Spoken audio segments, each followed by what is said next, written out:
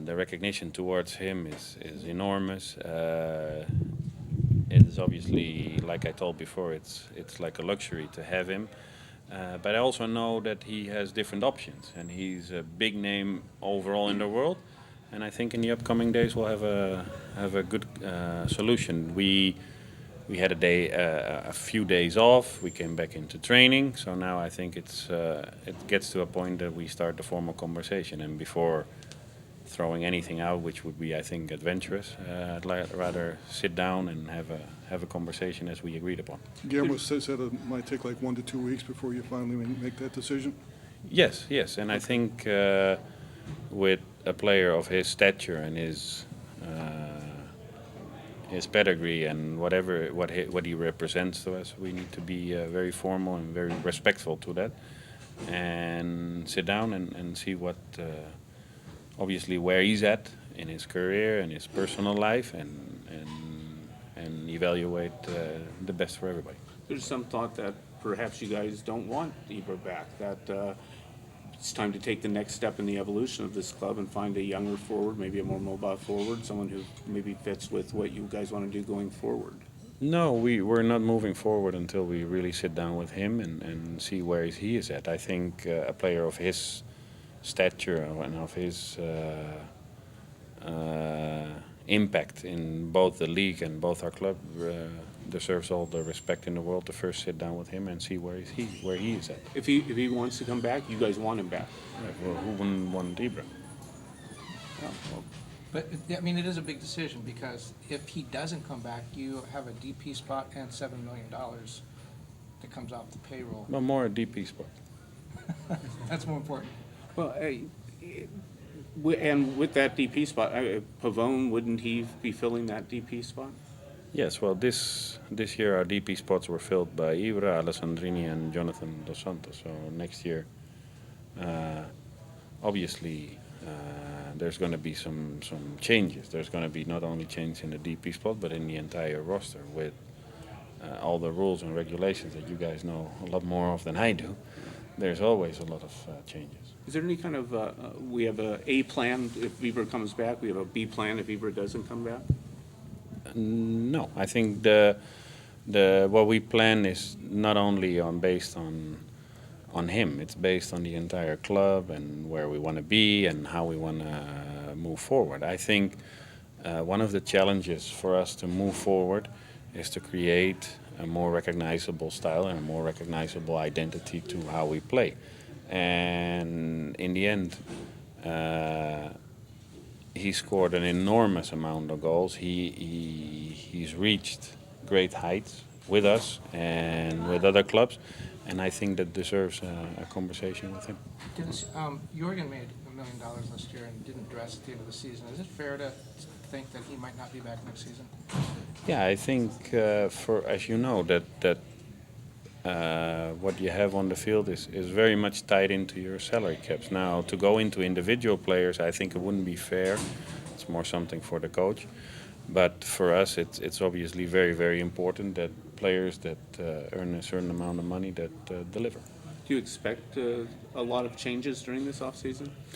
Well, we have a certain amount of options to take. We have a certain amount of loans to discuss and assess and continue or not continue. And I think there will be some changes within our roster, yes. What kind of status do you see for Ramon Alessandrini? Well, as you know, Roman is a very, very good player. In his first 2 years, he delivered tremendously to the Galaxy. Now, this year has been very unfortunate with an incident injury, if I'm correct, against Salt Lake here at home. And it's obviously difficult for everybody, for him first and foremost, and second for the team and the coaching staff and the organization to have a player that has so much talent but not being able to play. Well, you could be in a situation next year. If Ibra comes back, Pavone goes to a DP slot. That gives you 4 DPs with Alessandrini, so you'd have to deal with that. Well, you have a lot of strategies that we have to go through. Well, I mean, but that is Those one are of the the strategies rules, that- yeah. And there's more strategies and there's more ideas and based on I think what you do is first you assess where you're at, and you assess where your season has been, and if it lived up to the expectations.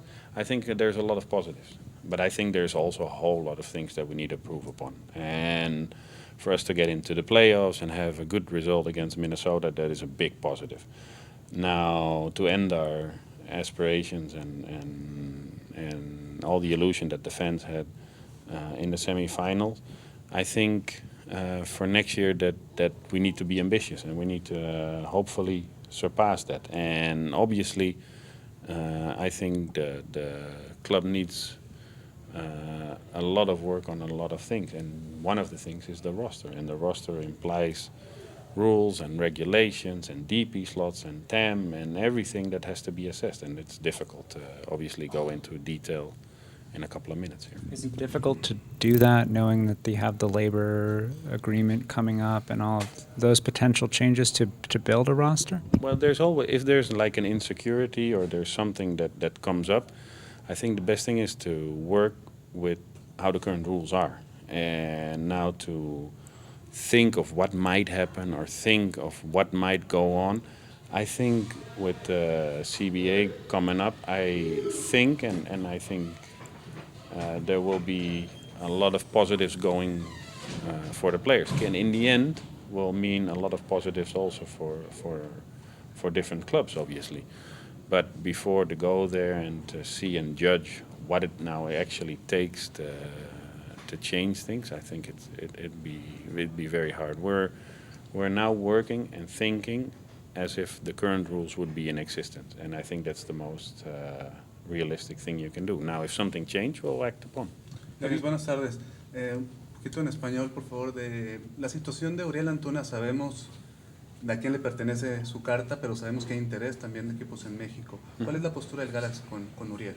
Bueno, la situación de Uriel es relativamente fácil. Él pertenece al Manchester City y antes de que vino acá platicamos que en algún momento que hay un interés de un tercero, pues nosotros tenemos la suficientemente buena relación de Manchester City de igualar o platicar o ver cuáles son las opciones para Uriel en lo económico y en lo deportivo. Yo creo que ha sido un año para Uriel que creció mucho, que la verdad ha tenido continuidad y que ha aportado en llegar a las instancias donde llegamos, pero también nosotros tenemos que ser realistas en competir con ciertas ofertas que podrían venir de México. Pues hay que ver si es responsable o si es un consejo que yo podría dar aquí al Galaxy en competir con eso. ¿Sería una de las prioridades retenerlo, digamos? ¿Está dentro de las prioridades máximas del equipo? Mira, aquí tienes un tope salarial y tienes reglas que cumplir, y todo lo que afecta al tema económico es un impacto muy grande. Todo lo que representa Uriel en la cancha tiene que ser balanceado en temas financieros y económicos para el tope salarial. Entonces tenemos que hacer nosotros un balance en si lo que podría valer, si es lo que realmente nos da deportivamente. Yo sé que ya hablaste de Zlatan en inglés, te pido si nos Ya. puedes hacer un breve resumen en español de la situación de Zlatan y para cuándo piensas que hay una solución. Mira, la carrera de Zlatan y lo que representa Zlatan, no nada más para el Galaxy, pero para la liga y en fútbol en general, amerita mucho respeto y amerita como hemos hablado desde antes, que nos sentamos con él y que él también tiene mucha injerencia y muchos argumentos dónde quiere seguir su carrera y cómo quiere seguir su carrera y en qué forma quiere seguir su carrera. Yo nada más le puedo decir que este año ha sido espectacular en cuestión de goles, asistencias, el impacto de él en la liga, y el siguiente paso sería platicar con él. Sé que también tiene muchas ofertas y hay mucha gente pescando a sus servicios, como todos los años, y como es un jugador reconocido mundialmente, entonces ahí lo sabremos cuando platicamos con él. En líneas generales, ¿cuáles son los puntos que a ti te interesa más reforzar en el equipo? Yo creo que, pues como todo el mundo puede ver, pues la verdad ha sido ciertamente inconsistente en el equipo. Yo creo que más positivo que negativo el resultado final, pero sí podemos encontrar una consistencia y un equilibrio defensivo de mayor calidad, yo creo que sería un buen punto para el próximo año. La última de mi parte, Denis. ¿Está el Galaxy dispuesto en posición de ceder a algún jugador un par de meses como se ha manejado, ¿no? Que tal vez Jonathan salga No. un par de meses o el mismo Muriel? No. Para nada, no estaría. No nos da los tiempos. Actualmente están entrenando, falta muy poco para que sea finales de noviembre y diciembre, y en enero, mediados de enero ya se representan acá. Pues, la verdad, más que se habla mucho del MLS, que los tiempos son muy largos de tiempo libre, en la realidad, en la práctica no es tanto así, porque pues ya es medianos de noviembre en lo que terminamos de entrenar, y cualquier compromiso, los jugadores más destacados obviamente tienen compromisos con sus selecciones nacionales, que ya estás hablando finales de noviembre, falta diciembre, y en medianos de enero ya se presentan acá. Entonces, no es opción como anteriormente se hizo, porque también prestas un jugador y regresa hasta mayo, junio, pues no, estamos en medio torneo. Sorry. When do you expect to talk to Zlatan? Have you scheduled that yet, or In wait the- for him to come back? No, for sure in the upcoming days. Excuse me? For sure in the upcoming days. Okay. Could you address the players here on loan in English? Antuna, Pavone you're bringing back as on a second year of the loan, correct? Yes. Antuna's situation, I understand, is a little more difficult. Well, Antuna is on a loan without an option for us, or a clear option for us to buy. We have a gentleman agreement with Manchester City that if there is a third party coming in that wants to buy him, that we can match or we can discuss what the best option is. The team that he belongs to, which is Manchester City, they want the best for the kid. But in the end, there's also obviously a financial aspect. If you go to our salary cap and our rules and regulation, with the possible offer that he has coming in from Mexico, he would turn out to be a very, very expensive player for us. Yeah. And then I need to sit down with our ownership and with our coaching staff if that is a responsible move to acquire him definitely here. Or, like he wants, he would like to keep playing here, but there's probably certain offers financially that interesting that you can't pass upon. Right. And Fabio? And Fabio will discuss with the coaching staff in the upcoming days. We have until 21st of November to pick up the option if possible, or to renegotiate or do whatever we feel fit. There's reports that you're going after Mauro Zarate. No. Okay. Have you got players that you are targeting that you are going after? Yeah, we started actually, yes, from the beginning of the year with a more formal scouting effort and trying to map out our needs and based on options, based on contracts turning out, based on the level of what we're looking for. And I think in the upcoming weeks there will be a lot of traveling and a lot of looking at players and a lot of assessing of where we should be reinforcing and what not to do. Does this club become more Latin as we go forward? Sorry? Does this team become more Latin as we go forward? We've seen Latin players come in and make a tremendous impact. And I think we need to assess players by their quality and not by if they're Latin or if they're European. What we do need is we only have a certain amount of foreign slots, and so we need, and I think we actively need to reinforce the American player. I think there's a big need for players of more quality on all levels, on not only an MLS, but also a national team level, and I think we should reinforce together with U.S. soccer on those ends, and I think that will benefit American soccer in general. I do think that beginning of the year we discussed also that the local community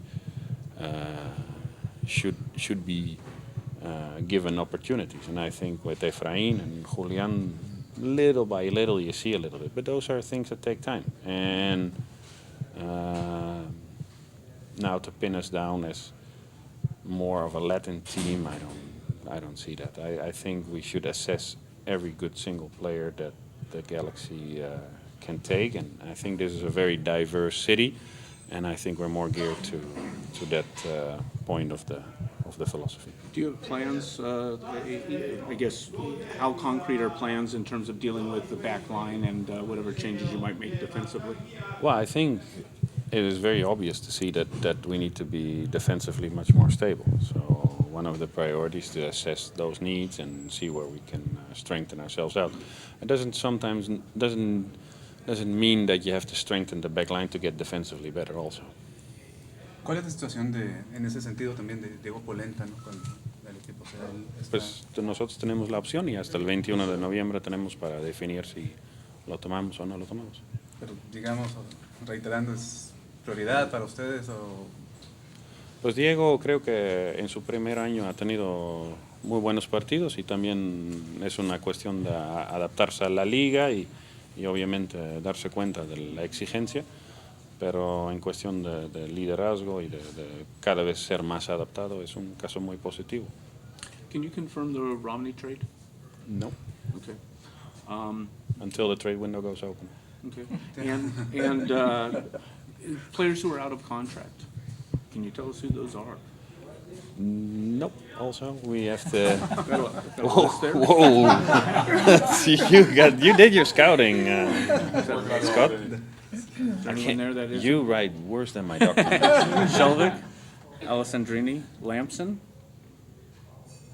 Steris. Is this a scouting list or is this? This is a list of guys that we're thinking might be out of contract. Bingham, So Carrasco. you're guessing or you're? Well, we're looking at second-year guys, and also, yes, to a certain extent, we are. No, there's guessing. a few that still have a contract. Who can you tell us I who those are? cannot say. I mean, It's very privileged information. It's but like a it- doctor. It's like going to the well, doctor. you I know, can't give away my secrets. Well, but we understand with the salary, not knowing the length of contract prevents us from being able to write intelligently about what it is you guys might do, because we don't have an idea unless we ask the player themselves. Is this somebody that they have to make a decision on? I mean, this is stuff that in any other sport we've got. And if it's here, it's not open. Why should I give it? Because it doesn't hurt you to give it. Or and maybe it does. maybe it. No, I to be honest, and not to go into too many things, I think there's players that have an option. We have until the 21st of November to pick it up. There's players that have a contract and that we really like to stay here. There were players that we have to renew also, and in certain cases we'll do that. Now to go in specifically publicly of what we need to do and where we need to do it and to speak on players, I think it's even if the player sometimes say, hey, I'd rather not go out with too much of my personal information, I would be very respectful to that. How do you do that? Do you start at the top? For example, let's say you're trying to sign player A, and you think he's going to cost money. You'd like to keep player B, but he's not as important. So do you start with A, and then do you have money left? Well, you over? have already a whole bunch of players in place, and you know what that's going to cost. And if you don't know what's going to happen with the CBA, but say there's the same rules and it's going to be added a little bit to the salary cap, and you're on the same regulations with TAM and GAM and everything else, you have an idea what you can spend.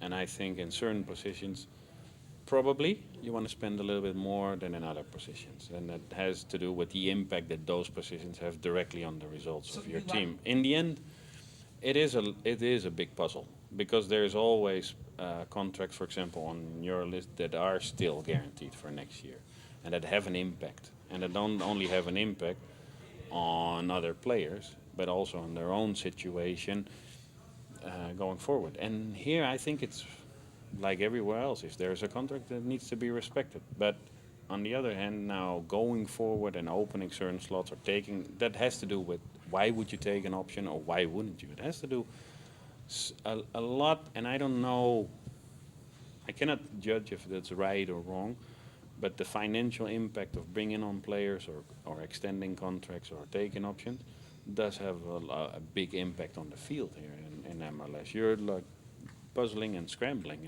in a lot of ways, and that's fine. It is what it is. But you have a strategy, right? I mean, when you try to sign, X player is going to play 34 games at forward, you know he's really good. That's the guy you go for first, and if Yes. you have a little bit of money left over, you don't sign a Yes. substitute first and then run out of money. And basically, when you start scouting players, there's a lot of time that goes into also to assess their financial situation and their contractual situation somewhere else. Yeah. Because it has a direct impact on us. And if there's a transfer sum that needs to be paid, or he's free of contract, or he maybe wants to lower his numbers and get more playing time to get ready for a tournament, or in a situation of good example is Uriel Antuna, not being able to get any minutes or playing time in Holland. For the club, it was of high interest that he got a lot of playing time and a lot of minutes and keeps developing himself. So that is a little bit where every individual. It's very difficult to generalize here in MLS what you should do and how you should do it. There's a lot of individual decisions that you need to take and that have a direct impact on where you go with your salary cap and where you move forward. In an ideal world, you define how you want to play. And it's your club philosophy, and it goes to how you want to be seen and uh, what your fans relate to and the identity. And then you define a playing style. And based on your playing style, you scout players and you train. That's basically how you assess a club structure or club philosophy. And I think that is still the most important thing. And here you have a little bit of a extra handicap that you have to obviously be very aware that there's a salary cap and you have to work within that. It's fine. It is what it is. That's where we're at. Where do you feel like you are creating that identity? And I mean, I know it's difficult. You're only after your first year. After your first year, where do you feel like you are creating that top to bottom? Well, in certain things, I think it's positive. Like I said, we have some players that within our roster are perfectly within a playing style that we'd like to see by being dynamic and being obviously offensive.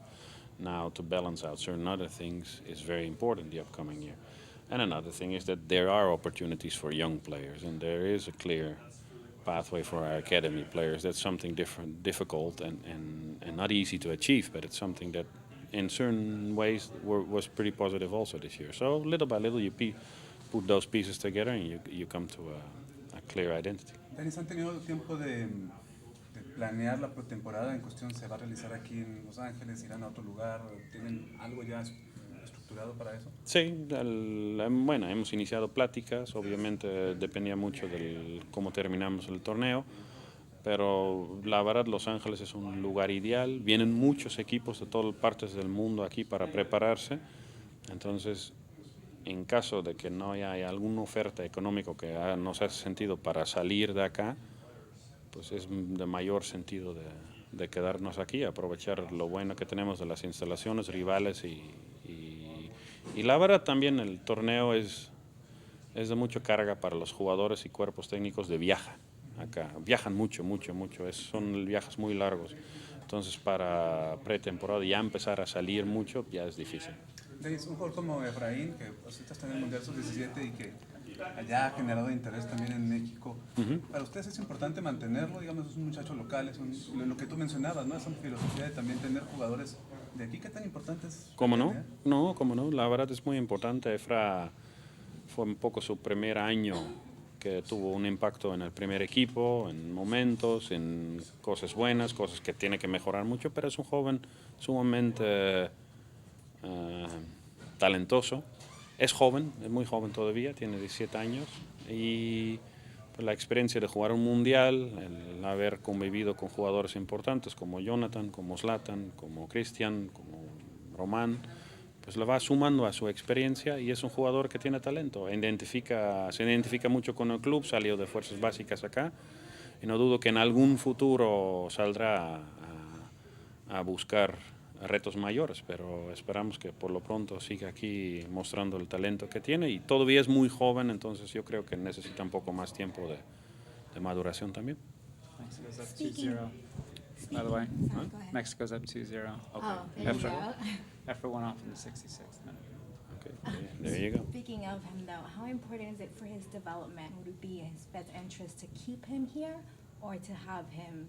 For Efra, I Yeah. think to be in a first-team environment, get opportunities, balance out his chances and the time he plays, I think is very, very important. You need to be very careful with young players not to overdo it and not to hold back opportunities. So his opportunities, I think, will be more upcoming year because he already had a few this year and he showed that he can handle it in the right way. He's very talented. I think he represents the academy and every effort that has gone into youth development in the last few years very well, and he's a talented player for sure. And there's a lot of eyes on him at the moment in Mexico. He handles that very well, and hopefully he'll be here for a while. And I think at some point before you go somewhere, you need to be established, and that is sometimes the difficulty for young players when they try to be going somewhere before they're actually ready. And I think this is a good place for him. I think he's a kid that on certain things needs to learn a lot, and I think on other aspects of his game he has more than anybody else. So to find a balance that everything clicks together will be still a little bit of time more than anything. Speaking of that development, how did you feel your second team, Galaxy 2, kind of develop? You saw a lot more younger players get playing time there toward the end. Junior Gonzalez able to come in and kind of try to change things around. Yeah, I think the change that was made halfway season, I think is good. Not so much geared to results, although it's nice for us to make the playoffs and have that experience. But to have players that are young on the field, play in a consistent lineup, be very much connected to the first team staff and be very much connected to the academy staff is very, very important. It's a team that sits in the middle. And I think within the current structure of United States soccer, I think it's an important thing for talented young players to have games where they go out and the crowd is a little bit aggressive and there's a few thousand people in the stands and they play against mature players, and that makes our young players better. I think that's a good experience. Now the next step out of this team to move into the first team, like anywhere else in the world, is a challenge for young players. But I think there is an opportunity, and if you look at the opportunities given to Efrain and Julian this year, I think there's a clear idea that other players might follow, hopefully. Is Junior still the interim coach for G2, or is that? We're speaking to him now to have him consistently as the coach for the second team. No one's going to complain about Ibra scoring goals, of course. Nobody. It's a wonderful thing. Scott might, but nobody No, else. it is a wonderful thing, but for much of the season, it was a situation where if Ibra didn't score, would you score? Not a lot of guys contributing goals. Later on in the season, we started to see it a little bit more. I'm just wondering, how confident are you that you guys can find goals elsewhere than Ibra? Just do so better than you have in the past, or if that's something that you have to go out and look for? I think that's a very good question, because if you look at all the positives, I think one of the biggest positives is to have somebody on the team that score more than 30 goals and have an enormous impact. And everybody obviously trying to engage for him to score so many goals.